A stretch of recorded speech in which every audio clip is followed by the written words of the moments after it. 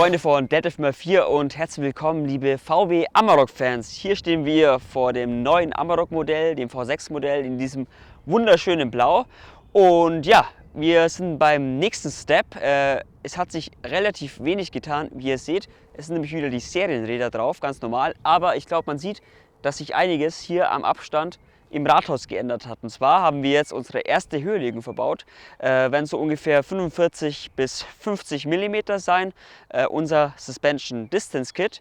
Und ja, das hat sich in den letzten Jahren beim Amarok ziemlich bewährt, würde ich mal sagen. Und das wollten wir jetzt gleich in Angriff nehmen, dass wir sofort eben um ja, ungefähr 5 cm höher kommen. Und ja, im nächsten Step dann wohl auch größere Reifen montieren. Ich würde sagen, wir machen die Serienräder auf jeden Fall mal runter und schauen, ja, was wir so im Regal stehen haben, was wir einfach mal draufschmeißen können, dass der Amarok ein bisschen bulliger aussieht. Was natürlich auch als nächstes auch ansteht, ist, dass wir natürlich große Radabdeckungen montieren wollen, dass er eben auch bulliger dasteht, dass wir die Felgen ein bisschen rausziehen können. Ich glaube, ihr kennt das Programm von uns mittlerweile in- und auswendig. Auch bei dem Amarok wollen wir einfach wieder in die Vollen gehen. Ja, jetzt ganz kurz zu diesem Suspension Distance Kit. Das besteht aus mehreren Komponenten.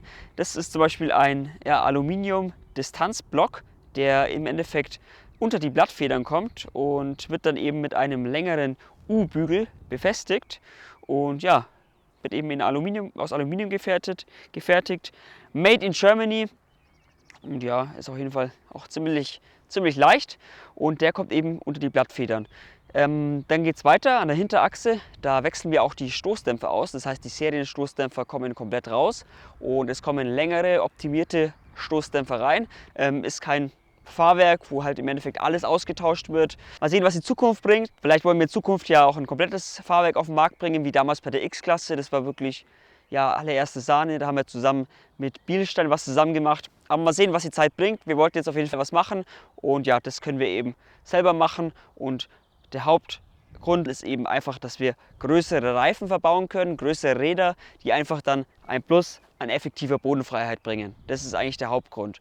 Auch an der Vorderachse wird natürlich was eingebaut. Und zwar kommt da auf das Federbein hier dieser Alu-Distanzring drauf, wird eingeschraubt, kommen natürlich auch längere Schrauben dann mit. Das ganze System ist natürlich tutti completi, wird komplett ausgeliefert, ihr braucht nichts mehr sonst. Das TÜV-Teilegutachten wird natürlich auch beantragt, sobald wir es unserem Zuständigen vom TÜV vorgeführt haben.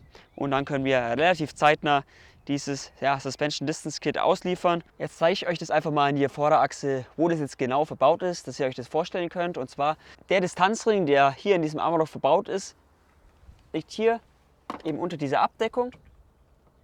Man sieht es halt leider sehr schlecht, aber im Endeffekt kann man sich das so vorstellen, dass das hier unten verbaut ist. So, jetzt sind wir hier an der Hinterachse. Neben eben den längeren Stoßdämpfern sind jetzt hier auch die Aluminiumdistanzen verbaut an der Blattfeder. Das sind eben genau, ja, das sind jetzt in dem Fall hier ca. 4 bis 5 cm, also 40 bis 50 mm, die eben das Auto effektiv an der Hinterachse auch höher kommt. Ja, hier sieht man eigentlich ganz gut. Vorher hat man im Endeffekt Platz im Rathaus bis hier gehabt. Und ja, mit diesem Klotz gewinnt man eben dann nochmal eben diese 40 bis 50 mm hier.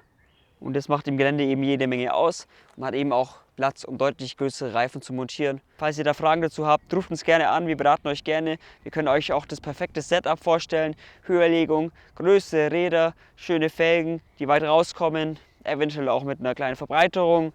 Und ja, dann kommt es natürlich auch darauf an, ob wir eine Tachoangleichung brauchen. Das werden wir jetzt die nächsten Tage natürlich alles testen und prüfen. Also, falls ihr Fragen habt, don't hesitate, schreibt eine E-Mail, ruft an. Wir beraten euch super gerne. Stay tuned.